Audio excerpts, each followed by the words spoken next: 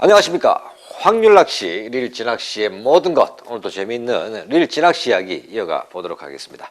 자, 지난 시간 릴진낚시 기법 그 속제목 6번째 시간이었죠. 릴진낚시에서의 목줄의 활용법에 대한 이야기를 2회에 걸쳐서 했었는데요. 오늘은 공략 지점의 선택과 채비 선정이라는 제목으로 이어가 보도록 하겠습니다. 자, 지난주에 가까운 통영권으로 출조가 있었는데요. 바닷가 갯바위에서 출조지에서 만났던 여러분의 우리 꾼들께서 제게 야, 공략 지점도 좋지만 먼저 그 앞에 찌의 선택, 아무리 던져도 계속 발밑으로 들어와 버리고 뭐 찌에 문제가 있는 게 아니냐, 채비가 문제가 있는 게 아니냐는 말씀해 주시면서 여러분이 같은 이야기를 해 주셨어요. 오늘은 공략 지점의 선택과 채비 선정이라는 제목으로 왜 채비가 발밑으로 밀려 들어오고 공략 지점을 던졌음에도 불구하고 계속 벗어나는가 함께 풀어보겠습니다. 자, 조류가 거의 가지 않는 상황을 기준으로 잡아놓고 제 이야기를 한번 잘 들어보시기 바랍니다. 자, 갯바위에서 낚시 자리를 잡고, 자, 나는 약 25m 지점. 자, 가다가 수중턱이 쫙 이렇게 형성되는 약 25m 지점을 공략해야 되겠다. 가이드께서 입질이 잦은 지역이라고 말씀을 해주셨고, 조류가 잘 가지 않더라도 입질을 잘 하는 곳이라는 정보가 있었기 때문에 낚시를 시작하자마자 이 25m 지점 거리를 집중 공략하려고 합니다. 자, 채비를 준비를 하고, 자, 전체 수심이 약 10m 정도의 수심이 보이는 곳, 수심도 비교적 정확하게 알고 있고 조류도 잘 가지 않는 곳에서 25m를 공략하기 위해서 반이동 채비를 선택을 하게 되는데요. 자, 오늘 이 갯바의 성꾼은 1호 반유동 채비를 잡았습니다. 자, 1호 반유동 채비로 25m에서 채비가 안정되게 하기 위해서는 캐스팅을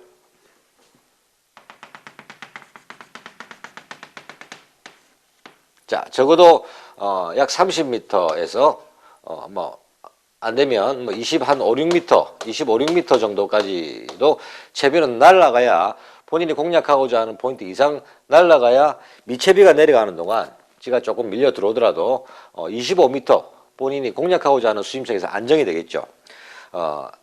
이 정도 조금 멀리 던져야 들어오면서 안정이 된다는 것은 다 알고 계실 텐데, 현장에서 만난 꾼의 이야기는 이렇게 했음에도 불구하고 생각외로 캐스팅한 거에 절반 정도까지 채비가 계속 밀려옵니다. 자, 그 문제가 어디 있을까요? 바로 채비의 선정에 문제가 있었다고 볼 수 있습니다. 자, 그렇다면 기본 채비도를 그려서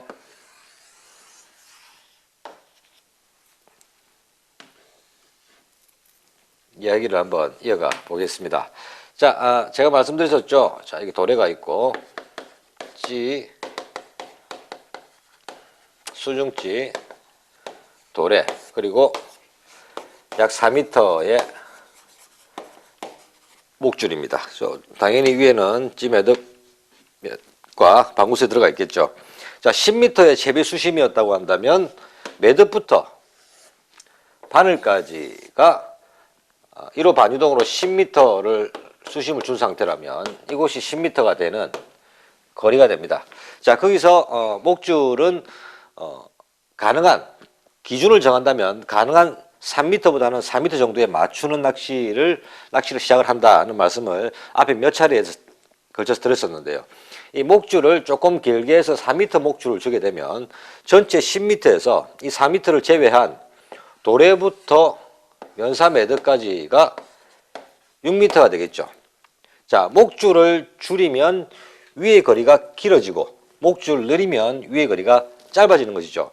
자, 채비 캐스팅이 되고 수중찌는 최초 이 찌와 방구슬은 완전히 내려와 있는 상태가 됩니다. 그죠? 캐스팅을 하고 1호의 마이너스 수중찌가 채비를 가지고 내려가는 면사 매듭에 찌가 닿을 때까지 내려가는 거리가 6m가 되는 것입니다. 만약에 목줄을 2m로 짧게 했다면 수중찌가 내려가서 채비가 안정되는 거리는 여기 플러스 2m가 더 되겠죠. 자, 목줄을 조금 길게 함으로써 채비가 안정되는 시간, 다시 말해서 던져서 채비가 안정될 동안 약간 딸려오는 시간을, 거리를 줄일 수가 있는 거죠.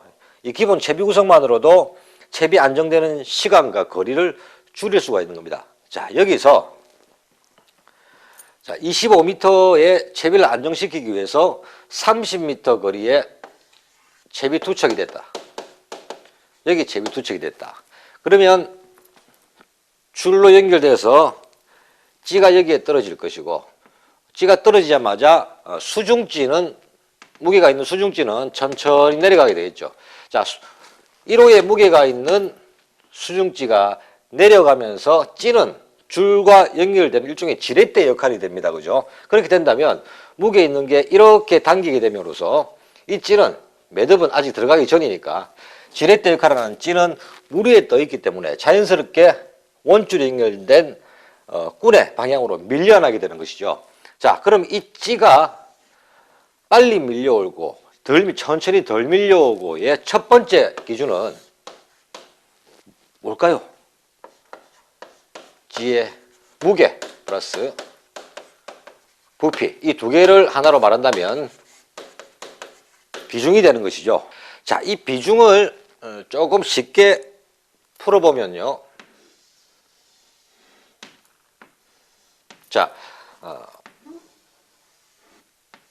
두 개의 찌 모양이 있습니다. 하나는 약 16g 정도 나가고 최적이, 부피가 큰 찌죠. 또 하나는 약 10g 정도 나가고 부피가 작은 찌가 됩니다. 자, 여기서 원줄이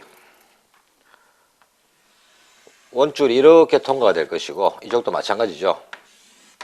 자, 수중찌가 밑으로 무게를 더 하면서 줄을 당기게 되니까, 이 줄은 꿀의 방향으로 가 있기 때문에 양쪽 줄이 당겨지면서 찌가 서서히 매듭이 닿을 때까지 밀려오게 되는데요. 자, 이 비중, 무게도 작고 부피도 작을수록 수중찌가 당길 때 조류와 받는 면적이 작기 때문에 쉽게 밀려와 버립니다. 자, 다시 말해서 반대로 이 부피가 크고 무게가 있는 찌는 찌가, 수중찌가 당기고 원줄이 가 있는 방향으로 양쪽으로 당겨지는 느낌에서 밀려오는 게 조류가 받는 면적도 부피로서 크게 되고 무게도 있기 때문에 이 거리가 훨씬 작게 되죠. 자, 이 차이는, 이 작은 찌에 무슨 그렇게 큰 차이가 날까 싶지만은 현장에서 낚시를 해보면 정말 큰 차이가 납니다.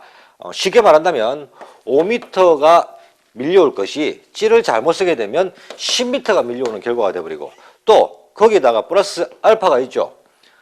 이렇게 25m 이상 나가 있는 원줄에 바람이나 조류의 영향을 조금만 받더라도 이 전체 25m가 받는 바람과 조류는 가벼운 체적, 작은 체적의 가벼운 찌, 그리고 큰 체적의 무게가 있는 찌를 당기고 밀고, 그 과정이 배 이상 나타나게 되는 것이죠.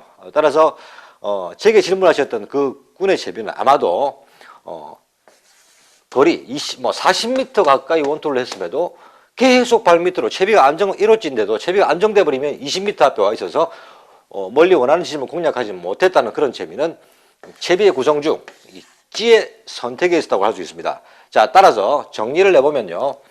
25m 정도 바람이 약간 있거나, 아니면 바람이 없는, 기준을 정하자면 바람도 없는 정말 좋은 기상인데 조류가 가지 않는 그 기준으로만 볼 때 25m 지점을 공략하기 위해서 약 30m 전후에 캐스팅을 해서 채비가 안정돼서 밀려 들어오는 그 계산을 했다면, 첫 번째 캐스팅에서 본인이 30m 캐스팅을 했는데 이 지점에 좋은 조건임에도 불구하고 채비 안정이 되게 힘들었다면 본인이 사용하고 계시는 찌의 무게와 찌의 최적을 첫 번째로 교체하시는 것이 체력도 있고 무게도 있는 찌를 선택하신다면 훨씬 더 쉽게 본인이 공략하고자 하는 그 위치에다가 채비를 안정시킬 수 있고, 또 감성돔의 입질을 받을 수 있도록 기다리는 시간도 채비를 머무르게 할 수 있는 시간도 배가 된다는 것 기억하시기 바랍니다. 자, 지 하나를 바꿈으로써 감성돔 입질을 받지 못하고로 바뀔 수 있는 상황이 되는데요. 자, 오늘은 조류가 가지 않는 상황, 조건이 좋은 상황에서의 채비 선택에 대한 이야기를 했습니다. 자, 다음 시간은 요 상황, 요 그림들 잘 기억을 하셔서 이 상황에서 우리가 흔히 접하게 되는 바람과 조류의 세기에 따라서 채비를 선택하는 그 기준점을 한번 다시 의논해 풀어가 보도록 하겠습니다. 감사합니다.